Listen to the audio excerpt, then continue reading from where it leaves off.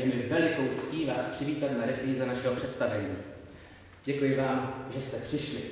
Mnoho věcí se za poslední léta změnilo, jak jistě uznáte, a ani naše divadlo není výjimkou. Po 3 letech jsme se totiž vrátili v novém stylu.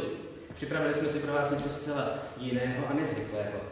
My dnes večer totiž uvedeme 2 krátké jednoaktové hry francouzského dramatika rumunského původu pana Eugena Ionesca. Někteří z vás toto jméno jistě znají, ale je více než pravděpodobné, že mnohým z vás neřekne vůbec nic. Věřím, že ode mě není příliš smělé, pokusím-li se vás nejprve s autorem krátce seznámit a připravit vás na to, co zanedlouho zhlédnete. Ionescovy hry se žánrem řadí k absurdnímu dramatu. To je směr, který se nejvíce projevoval v 50. letech minulého století. Velmi stručně řečeno, absurdní drama zobrazuje skutečnost jako nesmyslnou a nepochopitelnou.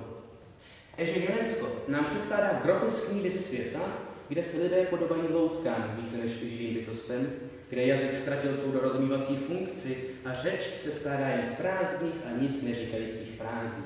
Zdánlivě banální situace může vyústit v tragický konec. Ionescův svět je ironickým odrazem našeho vlastního světa. Zklamaný bude ten divák, který od Ionescových her očekává zápletku, děj, který očekává rozuzlení, po které bude moci odcházet spokojeně domů s lidem v mysli, protože se mu na všechny otázky dostalo odpovědí. V těchto hrách nemá žádné rozuzlení místo.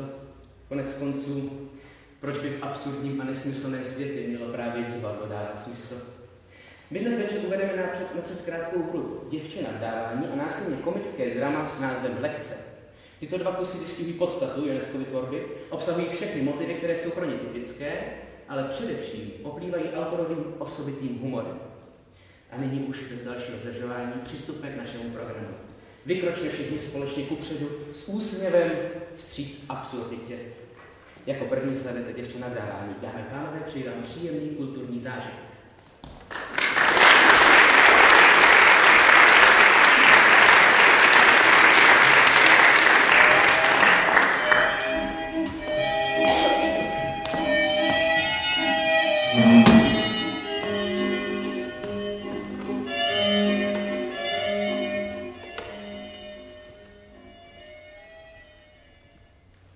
Moje dcera, to vám povím, si na studiích vedla výjimečně. To jsem nevěděl, ale nepřekvapuje mě to. Věděl jsem, že měla pořádnou kuráž. Nemám si vůbec na co stěžovat, na rozdíl od jiných rodičů. Vždy jsme s ní byli naprosto spokojeni. To je jedině vaše zásluha. Správně jste ji vychovali. Vzorné dítě je velikou vzácností. Obzvláště v dnešní době. Jakou máte pravdu? Za mých časů byly děti daleko pokornější, více oddané svým rodičům. Chápali, jaké měly problémy a potíže. Ačkoliv z jiného úhlu pohledu je lepší, aby tam tak nebylo. Souhlasím. Byli také daleko více... početnější. Na mou duši byli. Zdá se, že ve Francii klesá porodnost. Tu klesá, tu stoupá. Zrovna teď se spíše ukazuje, že opět stoupá. Ale jen stěží můžeme dohnat ta neplodná léta. Na mou duši musím říci, že máte naprostou pravdu. Jen si to představte. Co jste čekala? V dnešní době není lehké vychovávat děti. No to opravdu není. To mě nemusíte povídat. Pořád je dražší a dražší přežívat. A pomyslete na všechny ty věci, co potřebují. Je snad něco, co by nechtěli mít. Kam to všechno spěje? Lidský život je dnes jediná levná věc. Ach, v tom jsem s vámi zajedno. To je naprostá pravda. Řekli jste to úplně přesně. Jsou zemětřesení, havárie, automobily a všelijaké věci. Vozidla, letadla, sociálně patologické, dobrovolné sebevraždy, atomová bomba. A tahle věc. Zdá se, že nám změnila počasí. Už ani nevíme, co s našimi ročními obdobími. Všechno rozrušila. A kdyby to bylo jen tohle. Ale podívejte, víte, co se mezi lidmi říká? Říká se tolik věcí. Kdybyste měli věřit všemu, co slyšíte. To je samozřejmě pravda. To by nebralo konce, skutečně nebralo. S novinami máte to též. Tu máte hromádku lží. Všechno je lži. Dělejte to jako já, madam. Nikomu nevěřte. Ničemu nedůvěřujte. Nenechte je vám nacpat do hlavy nesmysly. Souhlasím, je vám líp bez nich. Máte přece vlastní rozum. No, skutečně máte. Já jen svůj používám. To je vše. To děláte správně, ale o všech se to říct nedá. V dnešní době, víte, madam, se všemi našimi rozptýlenými zábavou a vzrušením z biografy, půjčovnami gramofonových desek, daní z příjmu, telefonem, rádiem, létáním a velkými obchodními středisky. Ach, ano, teď jste na to kápli. Věznicemi, širokými bulváry, sociálním zabezpečením a podobně. Jakou máte pravdu? Všechny tyto věci, které utváří půvab moderního života, proměnil muže i ženy, proměnil je až k nepoznání. Nezměnil je k lepšímu, když jsme u toho. A přesto nemůžeme popírat vývoj, když ho vidíme vyvíjet se každým dnem. Jakou máte pravdu? V technologiích, aplikované vědě, literatuře a umění. Samozřejmě, musíme být spravedliví. Není hezké být nespravedlivý. Mohla byste dokonce říci, že se civilizace neustále vyvíjí, a to správným směrem, díky společnému úsilí všech národů. To je naprostá pravda. Zrovna jsem to sama chtěla říct. Ušli jsme dlouhou cestu od doby našich předků, kteří žili v jeskyních, navzájem se pokořovali a spali na ovčí kůži. Jak dlouhou cestu jsme ušli. Ano, ušli, že ano. A ústřední topení, drahý pane, co ústřední topení, také ho měli v jeskyních. Nuže, má drahá, když já jsem byl malý. Nádherný věk. Žil jsem na venkově. Pamatuji se, že nás hřálo slunce v zimě i v létě. V našich domovech jsme si svítili petrolejovými lampami. Pravda, tenkrát to nebylo tak drahé. A někdy dokonce svíčkami. To se stane i dnes, když padne elektřina. Ani stroje nejsou dokonalé. Stvořil je muž a mají všechny jeho nedostatky. O nedostatcích mužů mi ani nepovídejte. Olala, vždyť já to všechno vím, že nejsou o nic lepší než ženy. Jedni jako druzí. Není z čeho si vybírat. Skutečně. Jak potom očekávat, že člověk odvede práci, kterou nedokáže ani stroj? Připouštím, že na to jsem nikdy nepomyslela. Ano, když se nad tím skutečně zamyslíte, je to konec konců možné. Proč ne? Víte, milostivá, budoucnost lidstva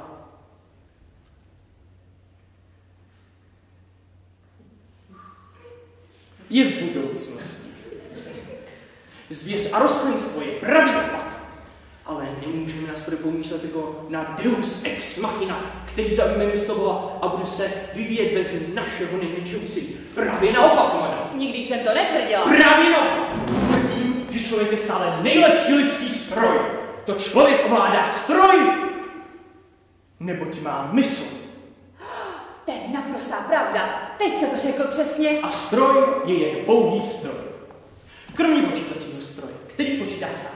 To je skutečně pravda. Počítá sám, řekl jste to naprosto přesně. Je to výjimka, jež potvrzuje pravidlo.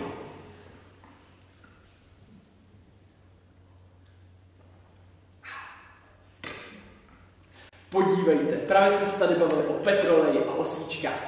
Tenkrát stálo víc haléř a ani o haléř víc. Neskutečné. Věřte nebo ne. Nepochybuji o pravdivosti vašich slov. Za 20 haléřů jste se mohla navečeřet. Jídlo tenkrát nestálo nic. Dnes je to jiný příběh. Mohla jste mít dobré boty z dobré kůže za 3 franky a 75 centů. Mladí se mi nevědí, co to znamená. Nevědí, jak dobře se mají. Mladí jsou tak nevděční. Dnes je všechno 1000krát dražší. Jak potom obhájit, že stroj je skutečně šťastný vynález a pokrok dobrá věc? Ovšem, že to nejde. Ano, můžete říct, že pokrok může být dobrý nebo špatný jako Židi nebo Němci a nebo filmy. Ach ne, nic takového bych neřekla. Proč ne? Mohla byste, kdybyste chtěla. Máte na to právo, nebo snad ne? Ovšem, že má. Respektuj právo každému na vlastní názor. Mé myšlenky jdou s dobou. Konec konců byla francouzská revoluce a křičové výpravy a inkvizice a císař Vilém, papežové renesance doby 14. A všechny tyhle patálie pro nic. Zaplatili jsme draze za právo říkat si, cokoliv nás napadne, aniž by nás u toho někdo zasměšňoval. To jsme tedy zaplatili. Tato zem je naším domovem. Nikdo nás sem přece nebude chodit a vyrušovat nás v našem vlastním kraji.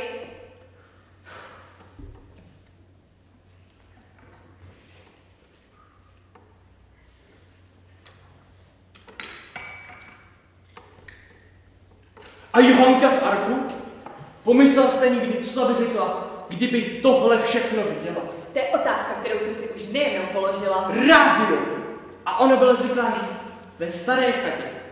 Se všemi těmi moderními přeměnami by už je nepoznala. Ach ne, kdyby ji teď viděla, určitě by ji nepoznala. A možná, že by ji přeci nakonec poznala. Ano, máte pravdu. Možná, že by ji přece nakonec poznala. Poslyšte, to pomyšlení, že ti Angličané zaživa ubálili a pak se stali našimi spojenci. Fuj! Kdo by si to byl kdy řekl? Je pár dobrých Angličanů. Ale většinou jsou strašní. No nemyslete si, že Korzičané jsou něco lepší. Takhle jsem to nemyslela. Pravda slouží jednomu dobrému účelu. Všichni francouzští listonoši jsou Korzičané. Jsou nevyhnutelným zlem. Zlo není nikdy nevyhnutelné, madam. Jakou máte pravdu? Nemyslete si, že snad na povolání listonošů pomížím z patra. Každé povolání má svůj smysl.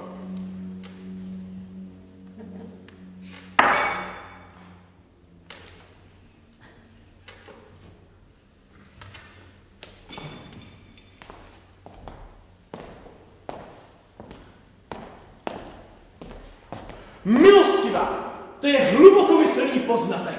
Zaslouží si vstoupit do dějin jazyka jako rčení. Dovolte, abych vám poblahopřál. Zde qua donné. Ach, drahý pane, konec konců, vždyť jsem jenom žena. Ale jestli to opravdu myslíte vážně... Slibuji, že ano, madam. Pravda může vytrysknout z kterékoliv hlavy. Lichotníku. Milostivá, právě jste odhalila zásadní neřest naší společnosti. Takovou, jenž nemohu vystát a všeho všude jí zatracuji. Aniž bych se od ní přál oddělit. To nikdy nesmíte. Naše společnost, milostivá, již nectí povolání. No stačí se podívat, jak venkované proudí do rostoucích měst. Ano, pane, chápu. Kde není nic tak povolání, není žádná k dítěti. A dítě, není mé vyjádření příliš prázdné, je otcem člověka. Velmi přesné. Možná, že dítě též zapomnělo, jak si vydobít úctu. Možná. A přesto musíme dítě respektovat. Protože kdyby nebyly žádné děti, lidské pokolení by velice brzy vyhynulo. To jsem si myslela. Ztráta úcty k jedné věci, tedy k druhé. A nakonec nebudete ctít vlastní slovo, když ho někomu dáte. To je hrůza. To je ještě horší, když pomyslíme, že slovo je božské, jako slovo boží. A my nemáme právo ho brát na lehkou váhu. Naprosto s vámi souhlasím. A přesně z toho důvodu jsem chtěla, aby měla dcera dobré vzdělání a ucházející zaměstnání, aby mohla stát na vlastních nohou, vydělávat si na živobytí a naučila se ostatní respektovat tak, že začne u sebe.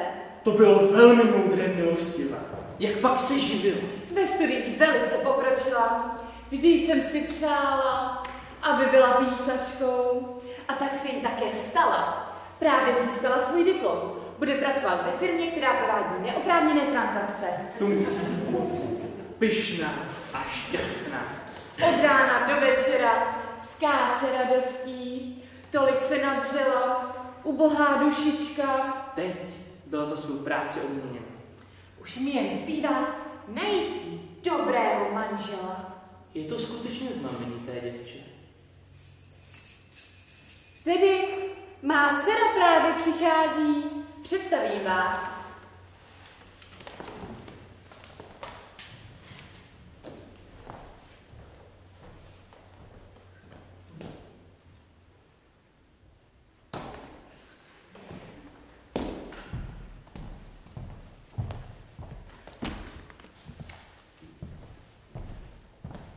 Dobré odpoledne, maminko.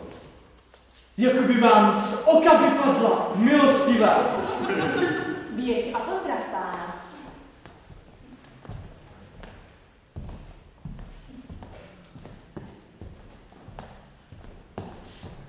Dobré odpoledne, pane. Dobré odpoledne, má milá. Je skutečně velice dobře vychovaná. Kolik jí let? 93. Takže je tedy plnoletá. Ne, dluží nám 80 let, takže jinak jsem 13. To uteče, víte, tak jako vždy. Tak tedy, má milá, vy jste nezletila. Ano, ale nezapomeňte. Nezletilá a půl.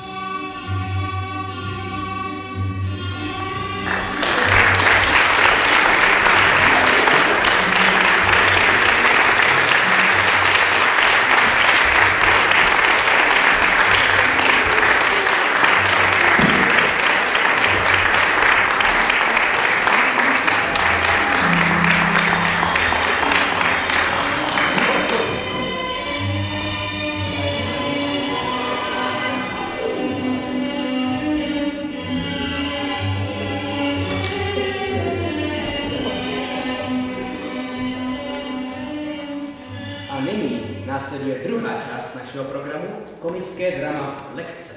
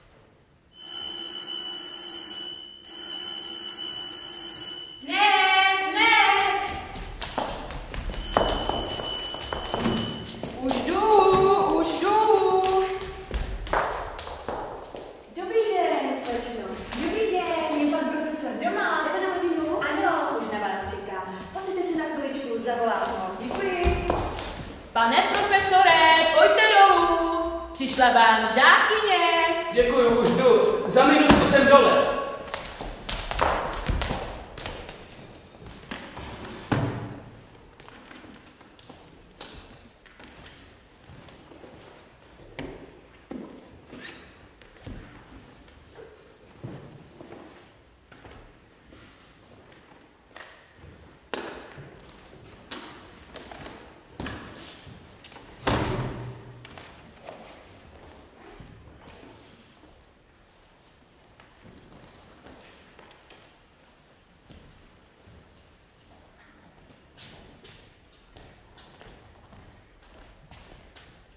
Dobrý den, slečno.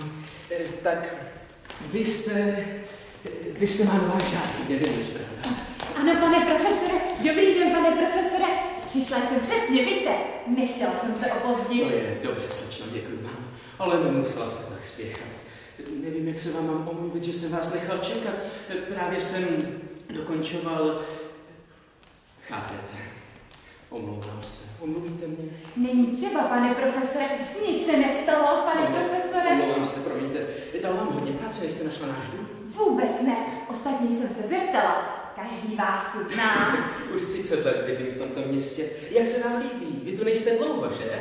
Nemohu říct, že se mi nelíbí. Je to hezké místo, příjemné. nádherné. Je to pěkný park, studentský internát, biskup, krásné obchody, ulice, třídy. To je pravda, slečno. Ale přesto bych žil raději jinde.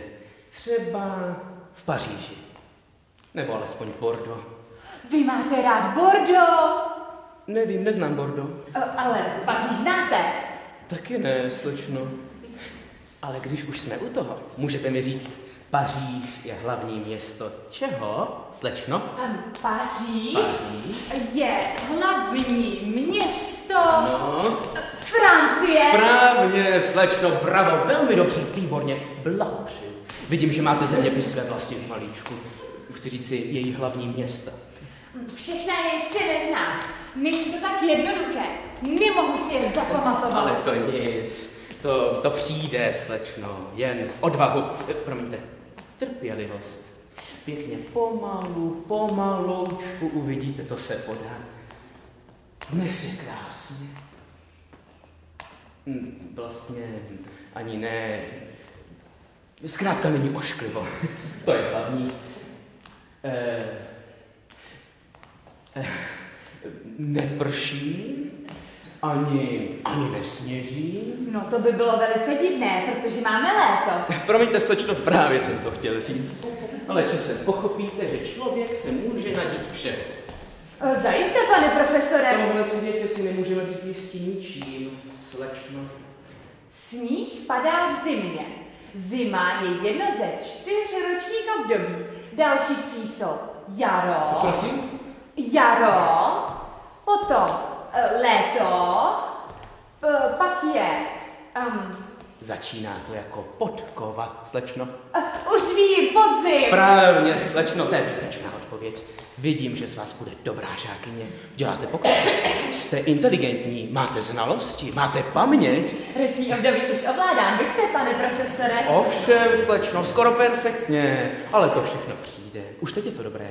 Uvidíte, že za chvíli budete znát všecka roční období, jako když byčem dneska, jako já. Je to těžké. Ale kde pak. Stačí trocha úsilí. Dobrá vůle, slečno. To přijde. Uvidíte, že to přijde. Víte, já bych strašně chtěla. Já mám takovou žízeň po vzdělání. Moji rodiče si také přijí, abych prohloubila své znalosti. Chtějí, abych se specializovala. Jsou přesvědčeni, že v dnešní době už všeobecné vzdělání nestačí. I když je solidní. Vaši rodiče mají úplně pravdu, slečno. Musíte horlivě studovat. Promiňte, že vám to musím říkat, ale je to nutné. Náš současný život se stal velmi složitý. A tak komplikovaný. Mám štěstí, že moji rodiče jsou dosti zámožní a mohou mě na studiích podporovat. Mohou mi zaplatit i ta nejvyšší studia. A vy byste se chtěla přihlásit? Nejbližší doktorské zkoušce. Je to za 3 týdny. A maturitu už máte, smím se zeptat? Ano, pane profesore, mám dokonce 2 maturity. Ale vy jste velice pokročila. Vy jste na svůj věk nesmírně pokročila. A jaký doktorát chcete složit? Z přírodních věd nebo z filozofie? No, moje rodiče by si přáli, tedy jestli to v tak krátké době pokládáte za možné, moc by si přáli, abych si udělala univerzální doktorát. Univerzální doktorát. Jste odvážná. Srdečně vám blahopřeji. Pokusíme se. Uděláme vše, co bude v našich silách. Ostatně máte už značné vědomosti na váš věk. Pane profesore. Jestli teď laskavě dovolíte, bude třeba dát se do práce. Promiňte, ale nemáme času na zbyt. Ale právě naopak, pane profesore, nic jiného si nepřeji. Dokonce vás o to prosím. Měl bych vás tedy požádat, abyste si sedla tamhle. Dovolíte, abych si sedl naproti vám, nebude-li vám to ovšem nepříjemně? Naprosto ne, pane profesore. Jen račte. Díky, slečno. Tak, máte s sebou knihy, sešity?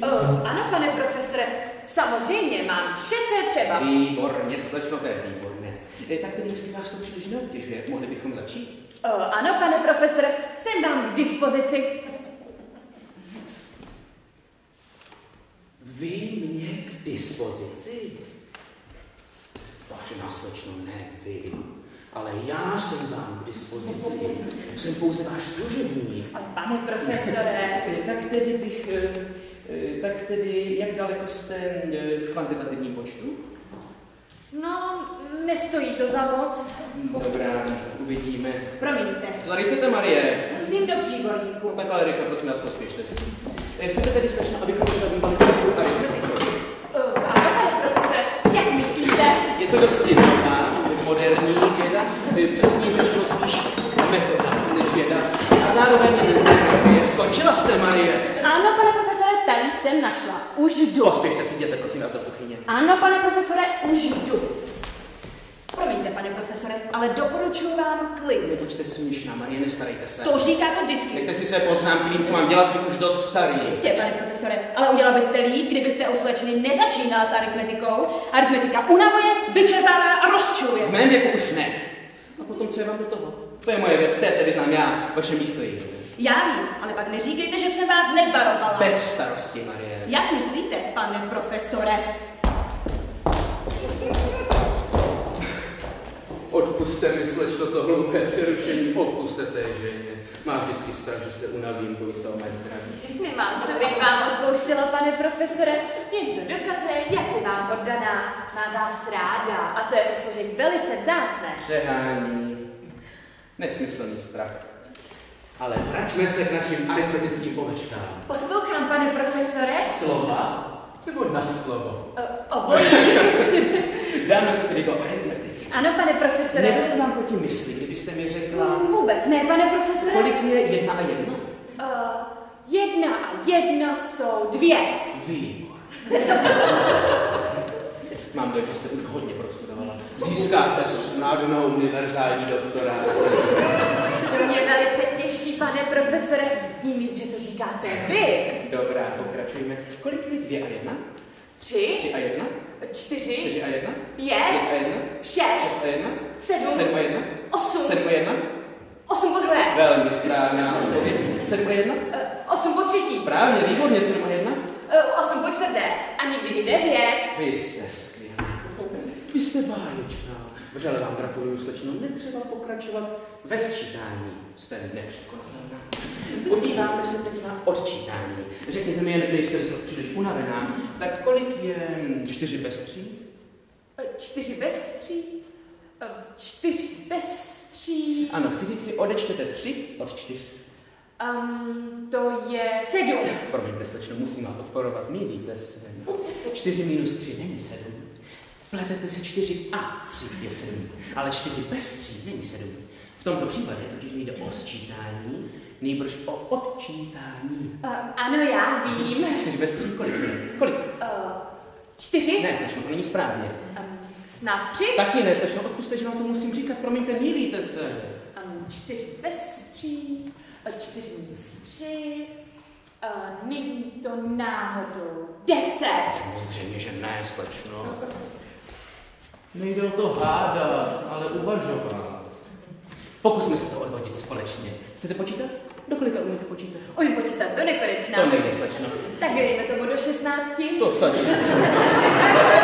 Člověk musí znát své možnosti. Počítejte tady, prosím. 1, pak 2, po 2 jsou 3, poté 4. Stačí, slečno. Které číslo je větší? 3 nebo 4? 3 nebo 4. Které z nich je největší? Největší, ale v jakém smyslu největší? Jsou čísla menší a jiná zase větší. Větší čísla mají větší počet jednotek než menší čísla. Stačí, když si uvědomíte, že nejsou totiž pouze čísla, že jsou také míry, velikosti, totály, randtotály, skupiny, kupy a hromady věcí, jako například švestek, hejna, hus, vagony deštníků a tak dále. Uvažujeme prostě, abychom si usnadnili práci, že máme pouze stejnorodá čísla. Největší číslo bude číslo s největším počtem stejnorodých jednotek. To číslo, které jich má nejvíce, bude největší. Já už tomu rozumím, pane profesore. Vy stotožňujete kvalitu s kvantitou. To je příliš teoretické, slečno, příliš teoretické. S tím si nenomte hlavu. Zavedlo by nás to až víc daleko. Zůstaňme u našeho konkrétního příkladu a všeobecné úvahy si nechme na pozdější dobu. Máme číslo 4 a 3 a každé představuje stejné jednotky. Které bude větší, to menší číslo nebo to větší? Promiňte, pane profesore, ale co rozumíte větším číslem? Myslíte tím číslo, které je méně malé než to druhé? To je ono, slečno, velmi dobře jste mě pochopila. Pak to musí být 4. Co mám víc než 4? Menší nebo větší než 3? Menší, ne, větší. Výtečná odpověď. Kolik jednotek je mezi 3 a 4, nebo mezi 4 a 3, chcete? Mezi 3 a 4 žádné jednotky nejsou. 4 následuje po 3. Tím pádem mezi 3 a 4 vůbec nic není. Špatně jsem vám to vysvětlil. Je to nepochybně moje chyba, nevyjádřil jsem se dost jasně. Ne, pane profesore, chyba je na mé straně. Podívejte se. Tady jsou 3 zápalky. A tady ještě jedna. Dívejte se. Máme 4 zápalky a pak jednu odeberu. Kolik nám zůstane? 5. Jestliže 3 a 1 jsou 4, 4 a 1 je 5. Ne, slečno, mýlíte se. Máte pořád tendenci sčítat. Ale musíme taky odčítat. Nemůžeme pouze pořád přidávat, integrovat. Musíme taky ubírat, dezintegrovat. Takový je život. V tom je celá filozofie, veškerá věda, pokrok, civilizace. Ano, pane profesore. Máme 4 zápalky, vidíte, že jsou 4. A pak jednu odeberu, kolik nám jich zůstane? Já nevím, pane profesore. Uvažujte přece, uznávám, že to není snadné. Nicméně jste dosti vzdělaná, jste vynaložila patřičné duševní úsilí a pochopila to. Tak tedy? Já to nesvedu, pane profesore, já opravdu nevím. Vezměme si prostý příklad. Kdybyste měla 2 nosy a já vám jeden utrhl, kolik nám zůstane? Žádný. Jak to žádný? Ano, přesně tak, protože jste mi žádný neutrhl. Mám tady jeden nos. Kdybyste mi ho utrhl, neměla bych žádný. Nepochopila jste můj příklad. Předpokládejte, že máte jen jedno ucho. No A a... já vám přiletím ještě jedno, kolik jich budete mít? 2. Výborně. A pak vám přiletím ještě jedno, kolik jich budete mít? 3 uši. Správně. A pak vám jedno odeberu, kolik vám jich zůstane? 2. Výborně. A pak vám odeberu ještě jedno, kolik vám jich zůstane? 2. Ne, máte 2. Jedno vám vezmu, jedno vám ukousnu, kolik vám jich zůstane? 2. Jedno vám sním, jedno. 2. Jedno, 2. jedno, 2. jedno, jedno, jedno, ne! Špatně. Příklad není dost názorný. Poslouchejte mě. Poslouchám, pane profesore. Máte 10 prstů. Výborně, chcete-li máte tady 10 prstů. Kolik byste jich měla, kdybyste jich měla 5? 10, pane profesore. To není správně. Je, pane profesore. Říkám vám, že není. Ale právě jste mi řekl, že jich mám 10. Potom jsem vám řekl, že jich máte 5. Ale já jich nemám 5, já jich mám 10. Zvolme jiný postup. Omezme čísla pro sčítání a odčítání na čísla od 1 do 5. Uvidíte, slečno, že vám to vysvětlím a že to pochopíte. Vidíte, slečno? Ano, vidím. Tady je 1, 2, 3, 4, 5. To jsou čísla. Počítáme-li knihy, je každá kniha jedna jednotka, slečno. Co jsem právě řekl? 1 jednotka, slečno. Co jsem právě řekl? Nebo jsou to číslice, nebo čísla 1, 2, 3, 4, 5. To jsou početní prvky, slečno. Ano, pane profesore. To jest prvky a číslice, to jest knihy, jednotky a čísla. Jednotky a čísla zároveň. Zkrátka dobře, slečno, v tom je celá aritmetika. Ano, pane profesore. Dobře, pane profesore. Děkuji, pane profesore. Buďte tedy tak laskavá a počítejte pomocí těchto prvků. Sčítejte a odčítejte. Knihy jsou tedy číslice a čísla jednotky? Dále se to tak říci, proč se ptáte? No, můžeme odečíst 2 jednotky od 3 jednotek, ale můžeme odečíst 2 trojky od 3 trojek a 2 čísla od 4 čísel a 3 čísla od 1 jednotky. Nemůžeme, slečno? Proč, pane profesore? Proto, slečno. Proč? Proto, když jsou jedny jako druhé. Prostě je to tak, to se nevysvětluje. To se pochopí vnitřním matematickým smyslem. Jeden buď má, nebo nemá. Škoda. Poslyšte, slečno. Pokud se vám nepodaří proniknout k těmto hlavním principům aritmetiky, nevezmu vás nikdy na techniku. Ani na vyšší mateřskou. Uznávám, že je to velmi nesnadné, velmi abstraktní, to se ví, ale dokud nebudete naprosto dokonale ovládat tyto základní prvky, jak pak chcete vypočítat, kolik je například, a to je pro průměrného inženýra úplná hračka, kolik je například 3 miliardy 755 milionů 998 251 krát 5 miliard 160 milionů 303 508. To dělá 19 milionů 390 milionů 2 triliony 840 miliard 219 milionů 164 508.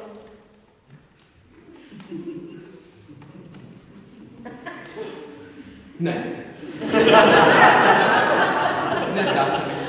To musí být 19 kvintilionů 390 kvatilionů 2 triliony, 844 miliard 219 milionů 164 509. 508. No ano, výsledek je správný. 164 508. Ale jak to víte? Když neznáte základní principy aritmetického uvažování. Docela jednoduše. Jelikož jsem se nemohla spolehnout na svůj vlastní úsudek, naučila jsem se všechny možné výsledky násobení nejrůznějšími čísly z paměti. To je silácký výkon.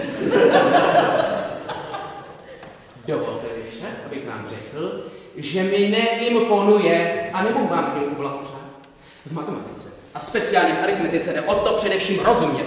Výsledku jste měl dojít matematickou úvahou, induktivní a reduktivní zároveň. A to platí pro všechny výpočty. Matematikové jsou zapřísálí nepřátelé paměti. Paměť, která je v jiných oborech výtečným pomocníkem, je v oblasti aritmetiky úplně zhoubná.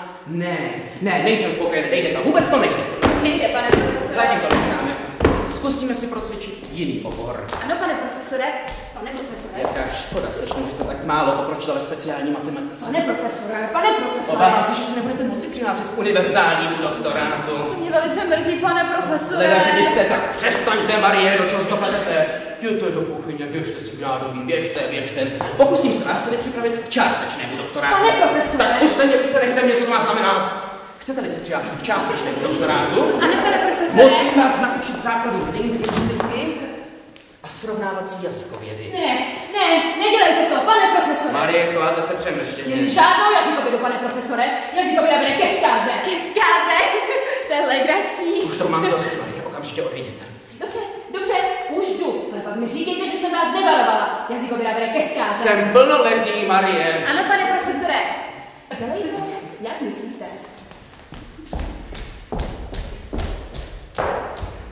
Pokračujeme, slečno. Ano, pane profesore. Budete tedy tak laskavá a vyslechnete co nejpozorněji mou přednášku, ostatně předem připravenou. Ano, pane profesore. Během 15 minut si můžete osvojit základní principy lingvistické a srovnávací jazykovědy novošpanělských jazyků. To je úžasné, pane profesore. Ticho! Promiňte, pane profesore. Ticho! Tak tedy, slečno, španělština je původní jazyk, z něhož se zrodily jazyky novošpanělské, to je španělština, latina, italština, naše francouzština, portugalština, rumunština, sardinština, česká zanepalština, španělština a novošpanělština. A také v jistém smyslu i turečtina, příbuznější sice s řečtinou, což je zcela logické. Uvážíme-li, že Turecko sousedí s Řeckem a že Řecko je blíž Turecku než vy a já. Toto vše je pouze další ilustrace jednoho velmi důležitého lingvistického zákona, podle kterého jsou zeměpis a jazykověda rodné sestry. Řekl bych dvojčata. Můžete si dělat poznámky, stačí. Ano, pane profesore. To, co odlišuje novošpanělské jazyky od sebe a co je odlišuje od jiných jazykových skupin, například od skupiny jazyků rakouských a novorakouských, potažmo habsburských, nebo od skupiny jazyků esperantských, helvetských, monackých, švýcarských, andorských, baskických a pikasovských, ale také od jazyků diplomatických a technických, či od jazyků slověnských, například černoruských, pobělohorských, eventuálně novohanáckých. Zkrátka to, co je odlišuje, je jejich nápadná podobnost, v důsledku čeho čistějšího rozeznáme. Myslím přirozeně novošpanělské jazyky mezi sebou. Nicméně se nám nakonec podaří rozlišit je díky jejich rozlišujícím znakům, než jsou zároveň nezvratným důkazem jejich výjimečné podobnosti, dokazující nezvratně jejich společný původ a zároveň je hluboce rozlišující skrze ty rozlišující znaky, o níž jsem mluvil. Ano, pane profesore. Leč nezdržíme se u všeobecností. Ach, pane profesore. Zdá se, že vás to zajímá, tím lépe. Ano, pane profesore. Uklidněte se, slečno. Později se k tomu vrátíme. Možná taky, že už vůbec ne. Kdo ví? Ano, pane profesore. Každý jazyk, slečno, to si zapamatujte. A nezapomeňte na to ani v hodince své smrti. Ani v hodince své smrti, pane profesore. A je to zase jeden ze základních principů. Každý jazyk je v podstatě jenom řeč. Což má nutně za následek, že se skládá z hlásek nebo... Fonémů. Právě jsem to chtěl říct. Nesnažte se uplatňovat své znalosti, raději poslouchejte. Ano, pane profesore. Hlásky, slečno, je třeba chytat letu za křídla. Proto chcete se naučit správně vyslovovat, doporučuje se samozřejmě v mezích možností. Natáhnout dobře krk, zvednout bradu a stoupnout si na špičky. Podívejte takhle. Ano, pane profesore. Mlčte se tam, nepřerušujte mě. A vyrážet hlásky velmi hlasitě z plných plic. A celou silou hlasivek, asi takhle. Papoušek, Heuréka, Trafalgar, na pip, pip, pip. Jen tak se mohou hlásky naplněné teplejším a lepším vzduchem, než je okolní vzduch, vznášet, poletovat a vířit bez nebezpečí, že narazí na hluché uši, které jsou hrobem a skázou všech zvuků. Vyslovíme-li víc hlásek rychle za sebou, napojí se automaticky na sebe, vytvářející tak slabiky, slova, popřípadě věty, to znamená více či méně významné celky, čistě iracionální skupenství hlásek, postrádajících jakýkoliv smysl, ale právě proto schopné udržet se bezpečně v patřičné výšce. Klesnou. Jedině ta slova, která mají nějaký význam, nějaký smysl, jsou těžká a proto vždy nakonec klesnou, sesypou se a zřítí. Douší hluchou. Přesně tak, ale nepřerušujte mě. Zřítí se v naprostém zmatku. Nebo splasknou jako balónky. Tak tedy, slečno. Au! Co je vám? Bolí mě zuby. To není nic vážného, můžeme se zdržovat kvůli takové maličkosti, pokračujme. A mě bolí zuby. Toho si nevšímejte, pokračujme. Ano, pane Z profesore. toho, co jsme si řekli, vyplývá tento závěr. Chceme-li se naučit správně vyslovovat, potřebujeme k tomu léta, ale díky vědě. Může se nám to podařit již v několika minutách. Stačí, když si uvědomíte, že máte-li vypustit hlásky, slova nebo vůbec jakékoliv zvuky, musíte napřed nemilosrdně vyhnat z plic všechen vzduch a pak jim jemně ovanout hlasivky, které se v tránu rozdechví, podobně harfám nebo listům ve větru, roztřesou se a chvějí, nebo šišlají, nebo ráčkují, nebo basují, nebo pískají. A uvedou v tu ránu všecko do pohybu. Čípek, jazyk, patro, zuby, rty, slova nakonec vycházejí nosem, ústy, ušima, pory, strumíte sebou všechny orgány, které jsme jmenovali, jako by se vytrhly z kořenů nějakým mocným vznešeným letem, který není nic jiného, než čemu my nepřesně říkáme hlas. Ten se pak moduluje buď ve zpěv, a nebo se mění v strašlivou symfonickou bouři za doprovodu nejpestřejších květů zvukového ohňostroje, jako jsou labiály, dentály, palatály, okluzívy a jiné. Tu něžné, tu zase zahořklé, nebo útočné. Pane profesore, mě bolí zuby. Tedy nebo španělské jazyky jsou to příbuzní tak blízcí, že je můžeme považovat za vlastní bratrance. Mají ostatní jednu matku, španělštinu, s němým E. Proto je tak obtížné mezi sebou je rozeznat a proto je tak důležité správně vyslovovat, pečlivě se vystříhat chybné výslovnosti, že výslovnost sama o sobě je celý jazyk. Špatná výslovnost vám může zahrát pěkné kousky. K tomu bych vám řekl, dovolíte-li, jen tak na okraj, malou osobní vzpomínku. Byl jsem tehdy ještě docela malý, skoro dítě. Konal jsem právě vojenskou službu. Měli jsme takovou kamaráda, vikonta, který měl dosti vážnou vadu ve výslovnosti. Neuměl vyslovit písmeno H. Místo H vyslovoval H. A tak místo horo, vysoká si říkal horo, vysoká si. Místo hra říkal hra. Hurá za ním, místo hurá za ním. Hi, ha. Místo hi, ha. Holu, místo holu. Hrom, místo hrom. Blesk, místo blesk. Chyba, místo chyba. Hoši, místo hoši. Hrabě, místo hrabě. Monte Cristo, místo Monte Cristo. Viktor Hugo, místo správného Viktor Hugo. A tak dále. Místo a tak dále. A tak podobně. Místo a tak podobně. Naštěstí dokázal svou vadu tak dokonale skrýt, že se toho nikdo nevšiml. Měl totiž skvělé klobouky. Mě bolí zuby. Pokračujme. Upřesňujeme si nejprve podobnosti, abychom pak mohli snadněji zachytit odlišnosti. Osobám neinformovaným jsou tyto odlišnosti téměř nepostřehnutelné. Tak tedy, slečno, všechna slova ve všech těchto jazycích. Pokračujme, jsou úplně stejná. Stejně tak jako všechny koncovky, všechny předpony, všechny přípony, všechny kořeny. Kořeny jsou čtverhrané. Čtverhrané nebo krychlové, jak kdy. A u mě bolí zuby. Pokračujme. Jako ukázku si vezměme slovo fronta. Čím ho mám vzít? To je jedno, co máte zrovna po ruce, ho pěkně vemte, ale hlavně mě nepřerušujte. A moje zuby. Pokračujme. Máme tady slovo fronta, máte ho? Ano, už ho mám. Slovo fronta je kořenem slova frontispis a také je slova konfrontace. Ve slově frontispis je i spis přípona, čili sufix. Ve slově konfrontace je jen předpona, čili prefix. Slyšíte to? Fix. Říká se jim tak, protože jsou fixní. Nemění se. Nechtějí. Mě bolí zuby. Pokračujeme rychle. Tyto prefixy a sufixy jsou původu španělského. Doufám, že jste si toho povšimla. Božíku, mě bolí zuby. Pokračujme. A zároveň jste si mohla povšimnout, že se ve francouzštině vůbec nezměnily nůže, drahá slečno. Nic na světě nedokáže změnit. Ani latina, ani italština, ani španělština, ani novošpanělština a dokonce ani orientálština. Fronta, frontispice, konfrontace. Stále stejná slova, stejný kořen, stejný prefix, stejný sufix, prostě neměná ve všech jmenovaných jazycích. A zrovna tak je to i se všemi ostatními slovy. Ta slova znamenají ve všech jazycích totéž a u mě bolí zuby. Absolutně totéž. Ostatně jsou to spíš pojmy než slova. Zkrátka a dobře si pamatujte, ve všech zemích stejný význam, stejná tvorba, stejná zvuková struktura, nejen pro to jedno slovo, ale pro všechna myslitelná slova, neboť ve všech zemích je jeden a ten týž pojem vyjádřen jedním a tím též slovem, případně jeho synonymy. Nechte ty zuby! A mě bolí. Dobře, pokračujme. Řekl jsem, pokračujme. Přichází mi v jedné skladbě. Jako ilustraci si vezměme tuto francouzskou větu. Říkám francouzskou. Tak poslouchejte. Bolí mě zuby. Pokračujme. Růže mé babičky jsou stejně žluté, jako můj dědeček, který pocházel z Ázie.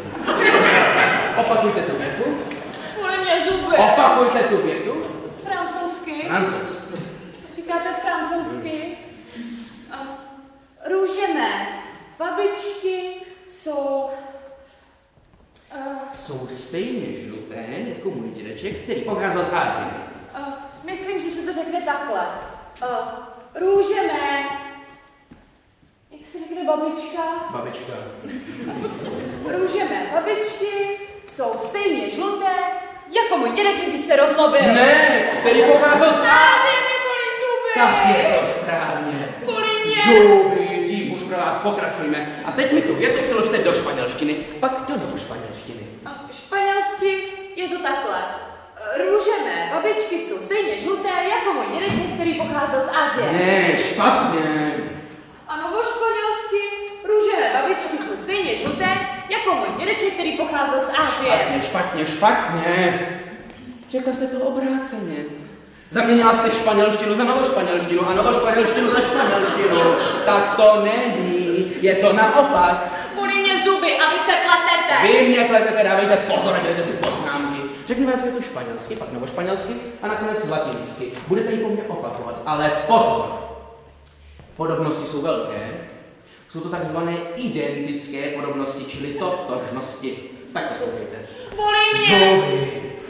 Pokračujme. Španělsky. Růže mé babičky jsou stejně žluté jako můj dědeček, který pocházel z Ázie. Latinsky. Růže mé babičky jsou stejně žluté jako můj dědeček, který pocházel z Ázie. Cítíte ty rozdíly?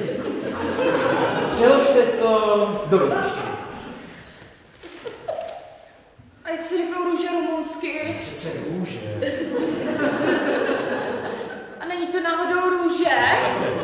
Pak růže je orientální výraz pro francouzské slovo růže. Italský růže, španělský růže, sardanapalský růže, chápete? Promiňte, pane profesore, a já ten rozdíl nechápu, bolí mě zuby! Je to docela prosté, úplně prostinké. Je ovšem třeba mít určitou zkušenost s těmito jazyky, technickou i praktickou zkušenost. Jsou rozličné, přestože mají úplně stejná písmena, stejné znaky. Pokusím se vám dát klíč. Bolí mě zuby! To, co tyto jazyky odlišuje, nejsou ani slova, ta jsou absolutně totožná, ani stavba věty, ta je všude stejná. Ani přízvuk, ten se vůbec neliší, ani rytmus řeči, to, čím se liší, je posloucháte mě! Bolí mě zuby! Tak Posloucháte mě, stačí nebo ne? Chcete, abych se rozčílil? Vy mě trápíte, pane Tak profesore. prosím, poslouchejte mě. To, čím se od sebe liší. A čím se liší od své matky, španělštiny s němým E, je cosi nevyjádřitelného. Toto, co se nám podaří postihnout až po dlouhé době, vyžaduje to hodně námahy a dlouholetou zkušenost. Bohužel, slečna, nemohu vám dát žádné pravidlo. Člověk na to musí prostě čit. To je vše. A aby ho získal, musí se učit a zase učit. Nicméně však existuje několik málo případů, kdy se některá slova v jednotlivých jazycích liší. Ale na těchto případech naše vědění založit nemůžeme, protože jsou to, abych tak řekl, případy výjimečné. Výjimečné? A u mě bolí zuby. Nerozčilujte mě, nebo za sebe neručím. Tak co jsem říkal? Už vím, výjimečné případy. Říkáme jim teď případy lehce rozpoznatelné, či snadno rozpoznatelné, jestli se vám to víc líbí. Opakuji, jestli se vám to víc líbí, nebo zjišťuji, že mě už neposloucháte. Bolí mě zuby. Stručně řečeno, v některých běžně užívaných větách se některé slova v jednotlivých jazycích totálně liší. Takže díky tomu můžeme daný jazyk daleko snadněji identifikovat. Dám nám příklad. Novošpanělská věta, slavná v Madridu. Moje vlast je Nové Španělsko. Se italsky řekne moje vlast je... Nové Španělsko. Nesmysl, moje vlast je Itálie. Vypočtěte to prosto vedoucí. Jak se řekne francouzsky Itálie? Bolí mě zuby. To je snadné. Pro slovo Itálie máme ve francouzštině přesný překlad. Francie. Moje vlast je Francie. A Francie orientálsky Orient. Moje vlast je Orient. A Orient portugalsky Portugalsko. Takže orientální výraz moje vlast je Orient se do portugalštiny přeloží takto. Moje vlast je Portugalsko. A tak podobně. Bolí mě zuby. Zuby, pořád ty zuby, já vám je vytrhám. Jiný příklad. Výraz hlavní město má podle jazyka, kterým se právě mluví, různý význam. To znamená, řekne-li Španěl, bydlím v hlavním městě, nepředstaví si pod pojmem hlavní město totéž, co například Portugalec řekne-li bydlím v hlavním městě. A stejně tak řekne tu Francouz, Rumun, Latinec, Sarnapolec. Jakmile uslyšíte větu, halo, slečno, ustav, Romu, vykládám to přece vám. Jakmile uslyšíte větu, bydlím v hlavním městě, poznáte okamžitě a snadno, je to španělsky, novošpanělsky, francouzsky nebo latinsky. Stačí totiž uhodnout, které hlavní město má myslet. Kdo tu větu pronáší v okamžiku, kdy ji pronáší. Ale to jsou přibližně jediné přesvědčující úkazy, které vám mohu uvést. To je legrační. A moje zuby. Ticho. Nebo vám jednu střihnu, že si kecnete. Tak si to zkuste, vy kecele. Au! Tak se chovejte tiše. Už ani slovo. Největší, jak bych to řekl, největší paradox. Ano, to je to správné slovo. Největší paradox je, že těmito jazyky hovoří spousta lidí, postrádajících jakékoliv vzdělání. Slyšíte, co jsem právě řekl? Postrádající jakékoliv vzdělání. Slyšíte, co jsem právě řekl? Máte štěstí. Prostí lidé hovoří španělštinou, prošpikovanou novošpanělskými výrazy a myslí si, že mluví latinsky. Nebo mluví latinsky se spoustou orientálních slov a domnívají se, že mluví rumunsky, nebo mluví španělsky se spoustou latinských výrazů a myslí si, že mluví sarnapalsky nebo španělsky. Rozumíte mi? Ano, tak co mám ještě dělat? Nebuďte drzá, holčičko, jeda vám. Ale vrchol všeho slečno je, když někteří lidé říkají španělsky, domnívající se, že mluví latinsky, zlobí mě žlučník a říkají to Francouzovi, který neumí ani slovo španělsky, ale rozumí tomu, jako by to byl jeho mateřský jazyk. Ostatně on je přesvědčen, že to je jeho mateřský jazyk. A tento Francouz, takový francouzsky mě taky, pane, zlobí žlučník, čemu Španěl perfektně rozumí, nebo věří, že mu bylo odpovězeno čistou španělštinou a že mluví španělsky. A přitom to ve skutečnosti nebyla ani španělština, ani francouzština, ani novošpanělština, ani latina, se tě tiše stačno. A přestaňte šoupat nohou jak dupat. Bolí mě zuby. A teď otázka. Jak se stane, že když spolu hovoří prostí lidé, a mnohdy ani nevědí, jakým jazykem vlastně hovoří, jak se stane, že si rozumějí? No, to bych chtěla taky vědět. Je to jedna z nevysvětlitelných zvláštností hrubého lidového empirismu, nezaměňovat ze zkušeností.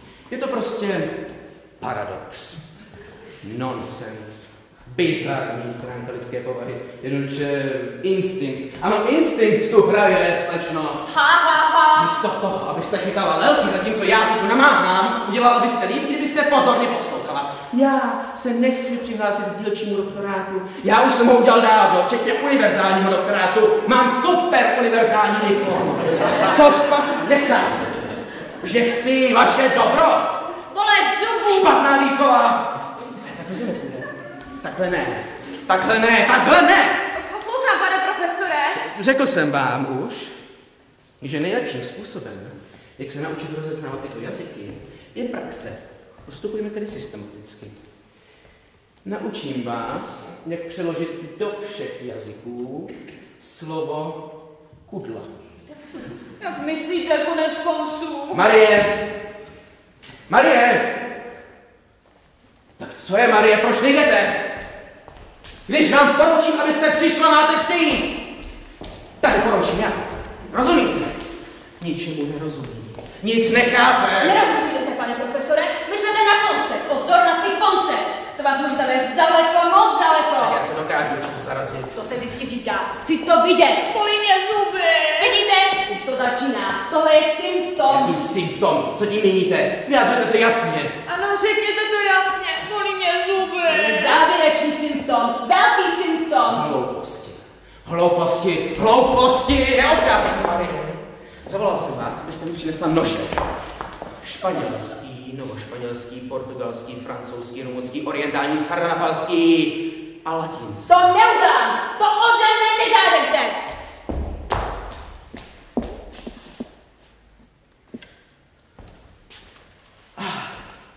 Už vím. Tady je jedna kudla. Škoda, že máme jen tu jednu, slečno, ale pokusím se ji použít pro všechny jazyky. Budete teď upřeně sledovat tento předmět, velmi upřeně. A budete si představovat, že patří do toho jazyka, kterým právě mluvíte. Bolí mě zuby. Tak tedy řekněte ku, jako ku. A dlá, jako dlá. A dívejte se přitom sem, upřeně. A to mám říct jak? Španělsky, italsky nebo Na tom francouzsky? už nezáleží, to vám může být jedno, řekněte ku. Ku, dlá. Dlá. Ještě jednou, dívejte se. Nebudu se dívat. Ne a ne a ne. Bolí mě zvát zuby, bolí mě nohy, bolí mě hlava. Kudla, dívejte se, kudla, dívejte se. Nebudu se dívat, už to mám dost. Máte tak řezavý hlas, ano tak řezavý. Řekněte kudla. Neřeknu. Bolí mě z vás zuby, brní mě z vás uši, brní mě z vás celé tělo. Já ty uši utrhnu, aspoň tě nebudou bolet, holčičko. Ty netrápíte, pane profesore. Tak dívejte, rychle opakujte, ku. Když vám na tom tak záleží. Kudla. To je novošpanělsky. Ano, novošpanělsky, ale pospěšte si, nemáme času na zbyt. Ostatně, co to má znamenat ta záludná otázka? Co si to dovolujete? Tak dívejte, rychle opakujte, kudla. Bolí mě oči, kudla. Bolí mě hlava, kudla. Kudla, opakujte, kudla. Bolí mě ramena, kudla. Bolí mě záda, kudla. Bolí mě ňadra, kudla. Kudla. Bolí mě boky, kudla. Bolí mě záda, kudla. Bolí mě stehna, kudla. Vysoce pořádně, kudla. Kudla, krek. Kudla. Ramena, paže, ňadra, boky. Kudla. Teď vyslovujete správně, teď.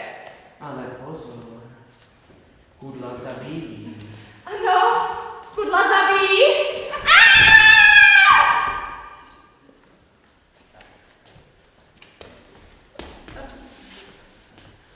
Suchá jedna. Dobře, tak. Jde taky dobře.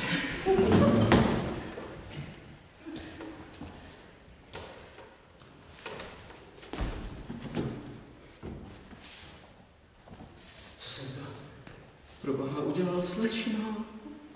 Slečno, vstaňte. No tak, slečno, lekce skončila, můžete jít. Zaplatíte mi jindy. Ona je mrtvá. Mým nožem je mrtvá. To je hrůza. Marie, pojďte sem! Vlastně nekojte se, Marie. Já jsem se spletl, už vás nepotřebuji, Marie. Opravdu vás nepotřebuji, Marie. To máte radost ze své žačky? Prospěla jí vaše lekce? Ano, lekce skončila, ale ona je ještě tady. Nechce odejít. Vidím. To já ne, já ujišťuji vás, to já ne, Marie Marinko. A kdo tedy? Kdo? Já? nevím, snad. Kočka? Možná, já nevím. To je dnes už 40. Každý den se to opakuje, každý den. Že se nestydíte ve vašem věku. Ještě z toho onemocníte. A nakonec nebudete mít už koho učit. Ale to vám patří. Já si to nemohu. Nechtěla se učit. Byla neposlušná, byla to špatná hračka, nechtěla se učit. Hářej. Do toho vám nic není. Prostě ten už. Jeden vražedníčku. Odporná svinko. Vy jste to chtěli udělat i mě? Já přece nejsem vaše žákyně. Dejte ten už na místo. A já vás varovala. Ještě před chvílí jsem říkala, že aritmetika vede k jazykovědě a jazykověda vede k zločinu. Řekla jste ke zkáze. To je to tež. Já vám špatně rozuměl. Já myslel, že vy myslíte ke zkáze vědy. Lháři. Starý lišáku. Vědec jako vy si nemá plést smysl slov. S tím na mě nechoďte. Ale já ji nezabil úmyslně. Litujete toho aspoň. Lituju, Marie. Přísahám, že lituju. Chudinko, je mi vás líto. Jste přeci jenom hodný hoch. Pokusíme se to nějak urovnat. Ale ne, abyste začal znova. Mohl byste si uhnat infarkt. Ano, Marie. Tak, co uděláme? No co, pohřbíme ji. A s ní zároveň těch 39. To bude dohromady 40 rakví. Zavoláme pohřební ústav a mého amanta, faráře Augusta.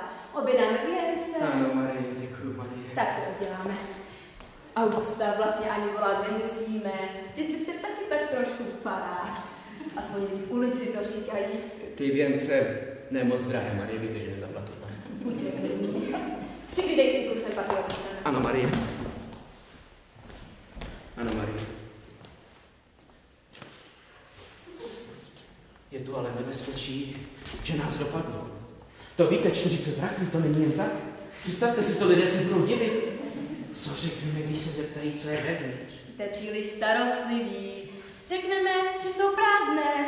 Ostatní lidi se na nic ptát nebudou. Jsou už zvyklí. No co když přece jenom... Tu máte, když se bojíte. Navlékněte si smuteční pásku a nemusíte se už ničeho bát. To je politika.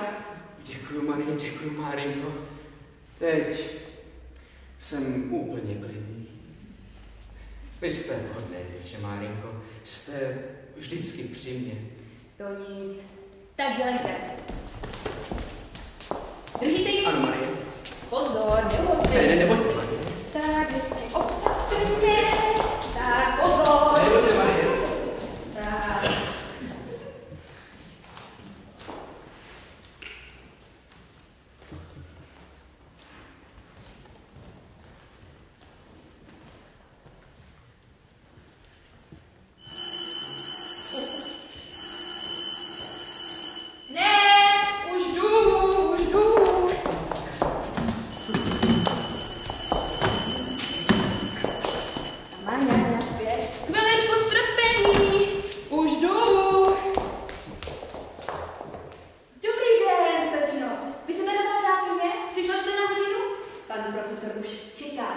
Půjdu vás ohlásit. Přijde hned.